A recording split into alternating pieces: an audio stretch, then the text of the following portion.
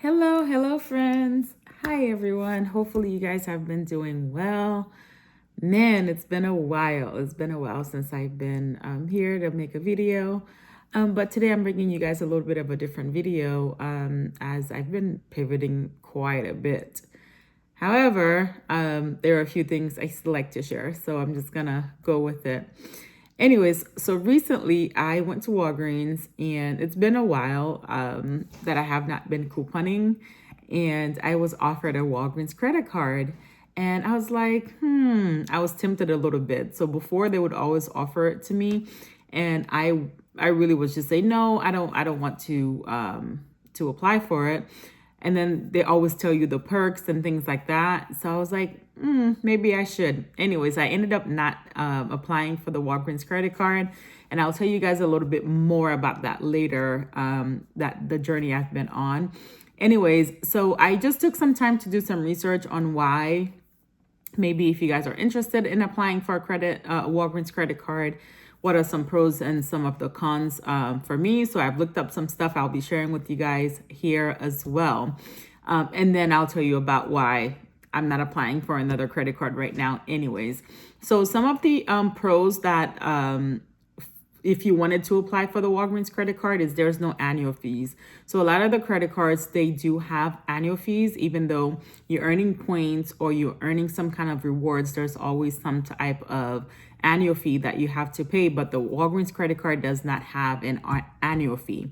And they do have, second pro is that they do have the reward system. So whenever you use the card, you do get back 10% on Walgreens branded items that you are purchasing. So if you purchase Walgreens branded body wash, I think they do have like paper products or toiletries or whatever, you'll get back 10% on those items. And then you typically get 5% on everything else that you purchase at Walgreens, and maybe 3% on wherever they take MasterCard. So this particular card, I think it's a MasterCard. I don't know if it comes in any other versions, but it is a MasterCard. So you'll get 3% on wherever they do take MasterCards. And also, as you guys know, if you do shop at Walgreens all the time, obviously you can use those rewards at Walgreens to lower your out of pocket. So if you are buying a few things and you have $20 in cash rewards, you can definitely use it for that. And of course, you can redeem in a certain increment. So there's $1 through $5, and then $10, $20, $50. I think those are like the only increments that you can redeem Walgreens cash. Now, some of the cons that I found out that I was like, yeah, I definitely should not apply. So the interest rate is pretty high on that card. So interest rate goes between 23% to 32%. Now that is very, very high. 23% to 32%. So currently right now I have one credit card. It is a store card. It has an interest rate of 36%. It is from the Children's Place. And typically I use that card just to buy things for the kids, but I like to pay it off at the end of the month. And as a matter of fact, I do have like a reoccurring payment going towards it. So, even if I'm not spending money for that month, I do have a credit. So when it's time for me to get them some jacket or, I don't know, shoes or pens, they do wear uniforms. So I have all of that stuff together. And it's ready. I have the money available. But 23% is pretty high. 32% is definitely high. But nowadays, I do see the credit cards between that. They're typically 20 to 29%. So you're lucky if you get a card that's below the 20% rate. Another thing that I probably would not get the card for is typically when I get cards, I like to get them when they have some type of perk, right? So if US Bank will send me something where I can get a card, but then they'll give me 0 interest rate for the first 15 billing cycles or whatever. Or I can do a balance transfer. That's something for another video. So those are like the things that I'll be looking for when I do apply for a credit card. And I do have quite a bit of those. And it's kind of like the thing that got me where I am is applying for those 0% credit cards for those billing periods. But you don't have to pay for interest at that time. But the catch is sometimes they'll get you, if you don't pay off that whole balance at the end of that 15 month period, then you got to go back and they'll charge you for interest and all of that. So I recently just paid off a card with Wayfair that I got. And yeah, if I didn't pay off that balance after 18 months, then they would go back and charge me interest retroactively. So I was like, nope, let me pay for that. So I was able to do that. So those are just the things to look out for. At least I look out for when I try to look for a new card. And that card is provided by Synchrony Bank. Synchrony Bank owns like a lot of different store brand cards. So like Sam's, Walmart. I don't know if Walmart still does a credit card, but I know they did. There's a couple more. Like we recently went to a tire place and they offer a credit card from the store, but it's also run by Synchrony Bank. So for me, those are the reasons why I didn't apply for the Walgreens credit card. And also I think another thing too, if you carry a higher balance typically, and you don't pay off your credit cards at the end of the month, then you will get hit with that high interest rate. So that's also something to look out for.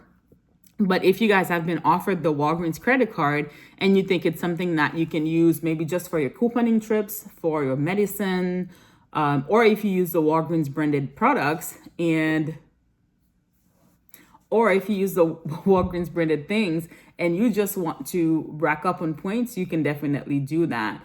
But yeah, I think it's something worth considering. But for me, though, reasons why I'm taking a pause right now on really applying for credit cards, I'm giving a hard look at my debt and I'm on a debt payoff journey. If that's something you guys want to follow along, let me know.